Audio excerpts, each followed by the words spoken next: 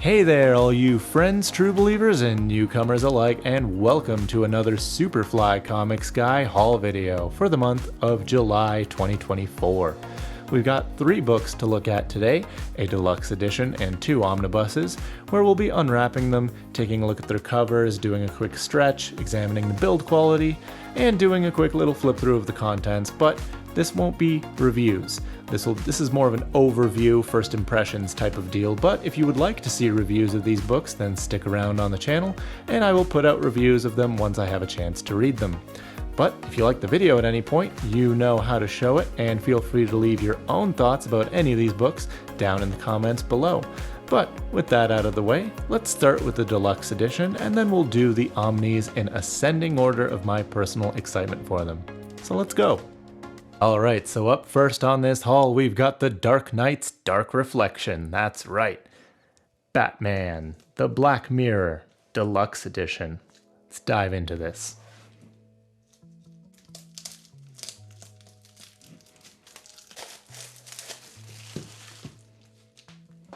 Okay, so we have the standard cover here to the Batman Black Mirror Deluxe Edition. There is also a direct market cover available if you so choose to get that one. I do like that DC is doing more direct market covers now for their collected editions. That's always great to see. This one's pretty lovely here by Jock. Honestly, I could go for either one of the covers. I like them both. The spine here, Batman the Black Mirror Deluxe Edition, and the back. So we have a cover price here of $49.99 US, $65.99 Canadian. I got this book from BD Cosmos here in Canada, and I got all 3 of the books in this haul from them actually. I'm not sponsored at all by anybody, but I do like to shout out good service when I get it. In this deluxe edition, we're collecting the entire Black Mirror story, so that's Detective Comics 871 through 881. But we can flip over here and have a look at what's under the dust jacket.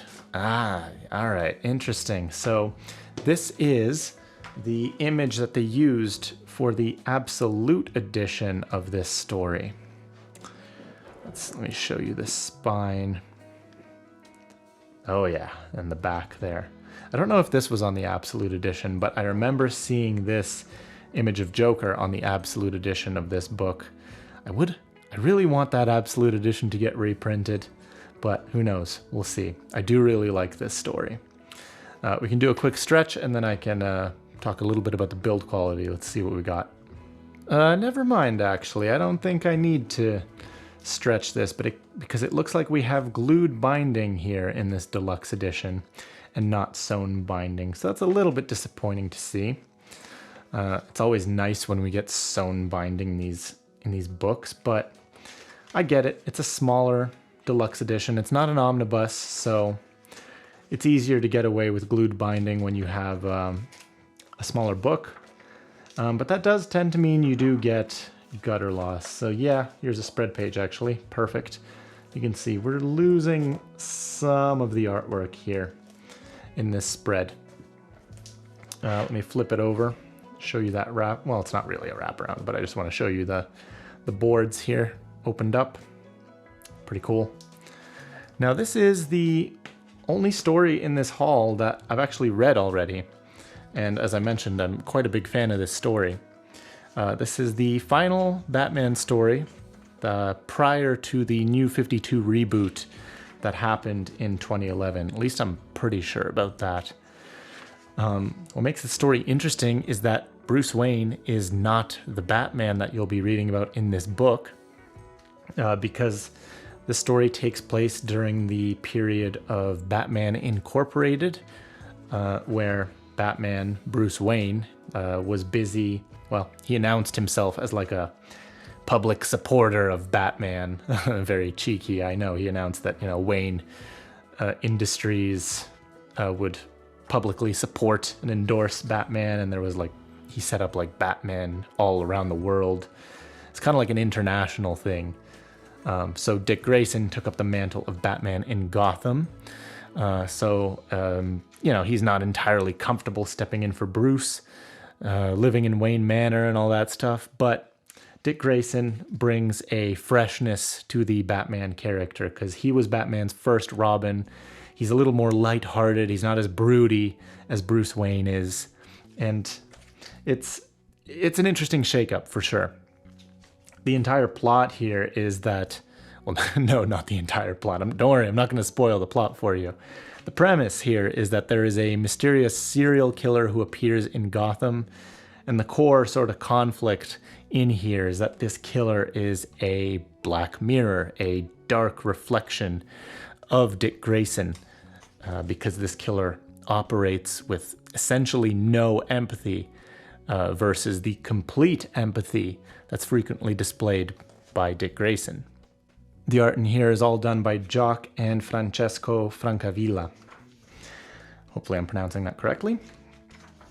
And yeah, it's really fantastic. It's got this very grim kind of feel to it. It reminds me a little bit of the art you'll see in series like Daredevil by Ed Brubaker and Michael Lark, or like Gotham Central, that sort of dark, gritty kind of art style.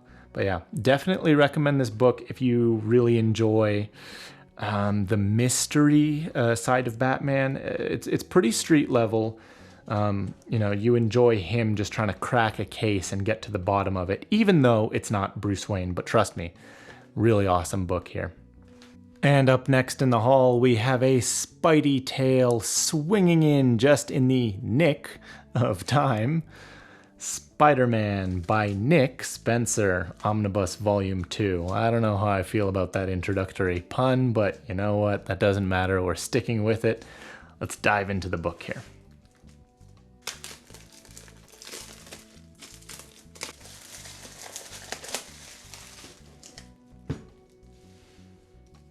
And there we are, ladies and gents. We have one of the direct market covers to this omnibus. This one is by Arthur Adams. I absolutely love the colors on this and the way it pops. And I think it goes so well with the standard cover of Volume 1. I think they're going to go love these colors and everything. They're going to go really, really well together. So that's why I went with this one. There is another direct market cover by Patrick Gleason. I saw a lot of people were pretty hyped up about that one. And I'll admit, it looks cool. I still preferred this one the most, though. And there is, of course, also a standard edition cover available for the omnibus. Here we have the spine. So red text on a white background, same as the first one. Those two will look pretty nice together on the shelf. And the back, there is no cover gallery. It doesn't seem that Marvel really does cover galleries for their more modern books. They tend to save that for their more classic material. And I don't know, I like a good cover gallery. I'd like to see that more on modern books. But anyway, this book has a cover price of $150 US, $187.50 Canadian. So it's on the pricier side for omnibuses. And then it's collecting the Amazing Spider-Man 2018 series 44 to 73 and number 50.LR to 54.LR. I'm not entirely sure what those are. Amazing Spider-Man Sins Rising Prelude, Amazing Spider-Man The Sins of Norman Osborn, Giant Size Amazing Spider-Man King's Ransom, Giant Size Amazing Spider-Man The Chameleon Conspiracy, Sinister War 1 through 4, and material from Amazing Spider-Man number 74. So, pretty decent amount of material in here. Let's flip it back over and see what's under the dust jacket. Whoa, okay. So we got, what do you want to call that? Like an ensemble piece of a bunch of characters here. Is that a female Electro?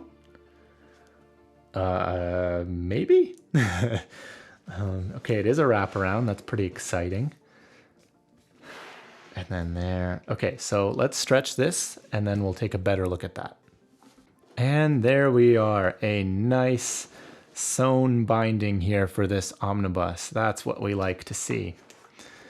Love a good sewn binding because look, That means much less gutter loss compared to glued binding. Got some nice buffered white space here in the middle, so that helps reduce the gutter loss even more.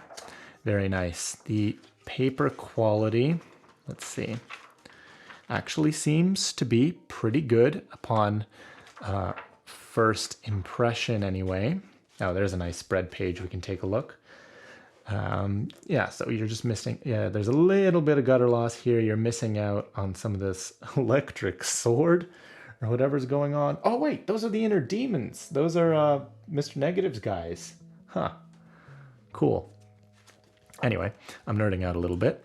No page numbers or anything like that, so that's unfortunate. But yeah, the pages seem pretty good. I'm not really noticing too much page bleed. I did notice a little bit here and there on the more whiter pages. But anyway, let's flip roughly in the middle here. That's good enough. And then we'll take a look at this wraparound cover we got here for the board of the book. Very cool. Yeah, I'm a little bit confused by some of these characters. Are they all gender swapped? No, they're not all gender swapped. Some of them are. Huh. Interesting. Yeah, let's flip through a little bit here. This covers the tail end of Nick Spencer's run on Amazing Spider-Man, which began in 2018. We do have a nice credits page here. I think in Volume 1, Ryan Ottley did a lot of the art, but it looks like here we have a mishmash of pencilers. Some Mark Bagley in there. Who else do I recognize? Ryan Ottley does do some issues. Humberto Ramos. Okay, yeah. So switching back and forth between artists. Yeah, I don't really know too much about this series, but I'm a big Spider-Man fan, so naturally I'm interested. I do know that many people weren't massive fans of this run as it was coming out, but frankly, that seems to always be the case with whatever Spider-Man run is currently being worked on, right? Overall, I think the consensus was that this run was just kind of okay, albeit a little bit unremarkable. But I'd be curious to know what the post-mortem on this run is now. Like, what do people think about it now that it's all said and done? And especially compared to the ongoing series by Zeb Wells, which I know that a lot of people are even less fans of. But I know this run does some interesting things. I think it introduces a new character known as Kindred to the Spider-Man lore. It's always interesting when we get a new character. And I'm pretty sure this run is known for undoing or retconning or tweaking one of Spider-Man's most hated stories. So I won't spoil that in case you want to discover it for yourself. But hey, undoing a very bad mistake is always is always a good thing. But yeah, the art in here is incredibly colorful and pops, which is drawing my eye very much. I saw some Miles Morales in there and Spider-Woman. Very, very cool. Is that, what's his face? Is that Sin Eater? Is that his name? I can't remember. Maybe I'm mixing that up with somebody else. But yeah, very, very cool. We're back to this spread page with the inner demons. Damn, that looks so cool. Spider-Man's angry. Yeah, okay. Pretty excited for this now, too. And finally, my most anticipated book of the haul, we got our very own guardian devil with a chip on his shoulder.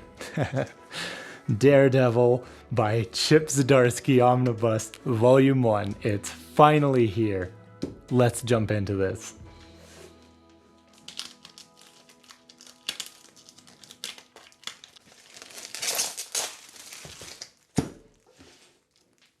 And there it is. Daredevil by Chip Zdarsky and Marco Cecchetto Omnibus Volume 1. We have the standard cover here.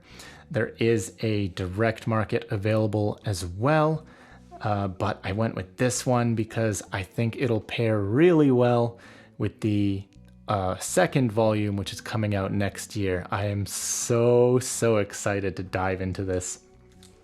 Here's the spine. Daredevil, Chip Zdarsky, Marco Checchetto, and a picture here of Matt himself.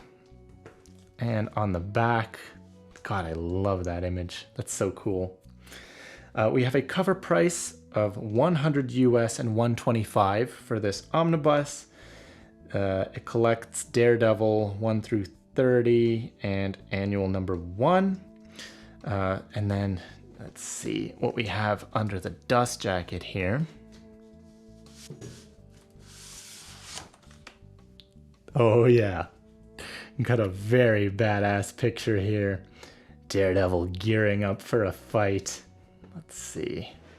Ooh, and a new Daredevil appearing on the scene, the Woman Without Fear. I think we all know who that is. Let's take a stretch here and examine the book a little bit more. And once again, there we go, a very nice eye from the sewn binding here. This book is printed at Mega Print in Turkey, and I forgot to mention the Spider-Man by Nick Spencer Omnibus Volume 2 is as well. And really, it just seems like they've been cranking out some pretty high-quality omnibuses. It's very nice to see. The page quality feels about the same as the Spider-Man book. Not too thin, not too thick, somewhere in the middle. I'm not really noticing too much color bleed from what I can tell. Again, no page numbers or anything like that. I would like to see that more on newer omnibuses, but hopefully it'll still be okay. Let's take a better look at that. Matt with the black mask. That's always the, that's so exciting to see. Anyway, wraparound covers. Focus, otherwise I'll never get through this video. Oh, that's so cool. A nice wraparound by, I believe that's a piece by Marco Checchetto. So that's very nice to see. Yeah, very cool wraparound cover, but let's poke through a little bit here. We got black bookend pages, not red as I was expecting. We do have a contents page here too, which is a little bit hard to read with how it's broken up and how the various sections are listed, but hey, at least it's there. Looks like Marco Checchetto is not the only artist. There are other artists on the book that jump in from time to time, but I'm very excited to see more of his work. This is easily my most anticipated pickup from this haul. Every time you hear this run mentioned, it's just nothing but the most stellar praise for it. Oh, so cool. I actually just finished a rewatch of the Daredevil TV show, which probably is one of my favorite TV shows ever, honestly. I don't know how many times I've seen it. Must have been like my 6th or 7th rewatch of it. Yeah, look at that. Matt back in his black suit. And yeah, that's what I was going to say. I hear that this run is very similar to the show, both in tone and in, I guess, themes and storylines. Like, yeah, you even have Matt going back to his black suit, which was, used a lot in the show as well. I'm pretty sure Kingpin plays a big role in this series, as he did in the TV show as well. Man, this is just super duper cool. Daredevil's my 3rd favorite superhero. I just find him so fascinating with the lawyer angle, because he's a lawyer by day and then a vigilante by night, so there's automatic tension there because all his activities as the vigilante Daredevil could basically invalidate any of his cases if anybody were to find out his identity.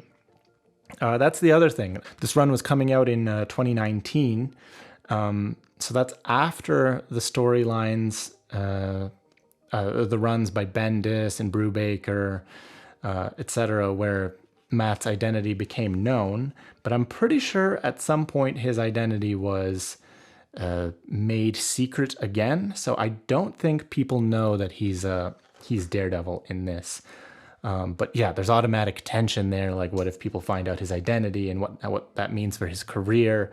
But then you have like his Catholicism and the religious angle too. His relationship with God is always interesting to see, and his mother being a nun, and all this stuff. He's such a fascinating character, and a lot of the time oh wait, we're getting the yellow suit too? Damn. It's all sorts of and Spider-Man as well. Oh my god. This looks so exciting. God, what was I even saying?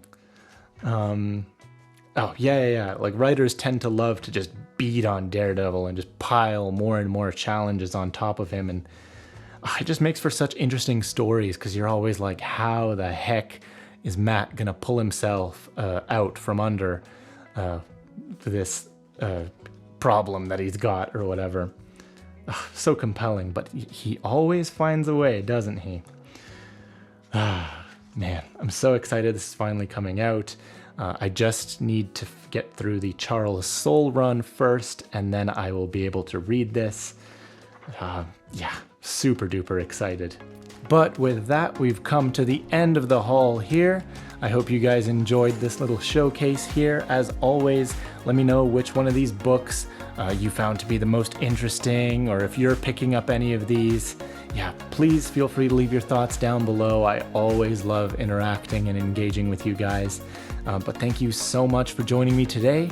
I hope to catch you in another video real soon, so you have yourself a great day. I've been Superfly Comics Guy, and until next time, you keep reading.